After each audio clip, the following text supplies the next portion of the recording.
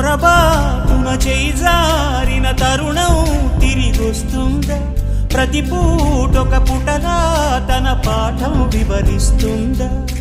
మన కోసమే తనలో తను రగిలే రవి తపనంతా కనుమూసిన తరువాతనే పెను చీకటి చెబుతుందా?